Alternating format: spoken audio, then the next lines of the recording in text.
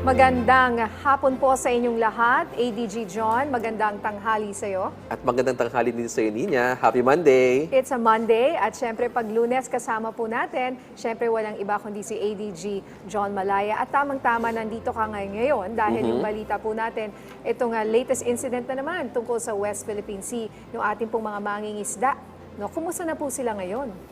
Well, yun nga yung kinababahala natin dahil ngayon we were hoping na ngayong 2024 ay mas magiging tahimik ang West Philippine Sea. Ngunit dito sa huling kaganapan, kung saan nagkaroon na naman ng pagtataboy o harassment ng ating mga fishermen sa kamay ng mga Chinese Coast Guard, ay ikinababahala natin ito, and we condemn this latest provocative action on the part of the Chinese Coast Guard laban sa ating mga mangingisda.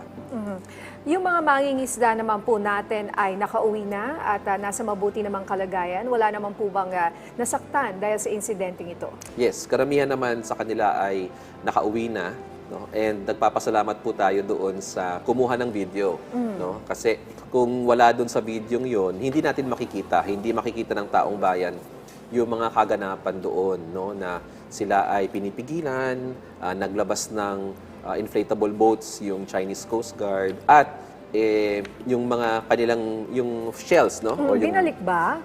ayun Sa ang dagat? hindi maliwanag, no, kung naibalik. Ngunit yun nga daw yung sabi ng CCG na ay kailangan ibalik yung mga bibing yun. O, kawawa naman yung ating mga mangingisda, no? Mga bagay na talagang yan ang kailangan nila para sa kanilang hanap buhay. Simpleng bagay lang naman, ano? So sana maayos po yan, lalo na ngayong magsa-Chinese New Year na, ADG John. Yes. Akala natin, gaganda na sana ang relasyon ng dalawang bansa. Pero ayan, yan po ang ating wish ngayong 2024. Yes, Nina. Actually, maganda sana yung simula ng taon kasi naging maayos yung mga mission natin sa ibang mga features na hinahawakan ng ating bansa. At nagkaroon ng bilateral consultation mechanism ang Pilipinas at ang China sa China. Yes. No? This was like last week. At dito nga, nagkaroon ng pag-uusap yung dalawang panig na magkaroon ng mas malalim na konsultasyon at pababain ang tensyon sa West Philippine Sea. Actually, tuwang-tuwa ako nung nabasa ko yung balita na yan, ADG John.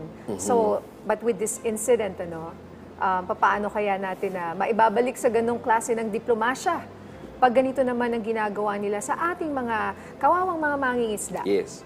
So siguro ang pakiusap natin sa China ngayong 2024 at sila naman ang magta-Chinese New Year, sana tapatan nila ng aksyon sa ground, no? Sa ground, yung ating napag-usapan between the Philippine government and the Chinese government of China. No? Tapatan nila ito at sana moving forward ay ma-implement yung pag-uusap. Kasi it is not in the interest of the Philippines nor with China na matumaas ang tensyon ngayong 2024. Alright, good luck with that, ADG John. Maraming salamat sa mga ibinahagi mo sa aming update mula dyan sa National Security Council.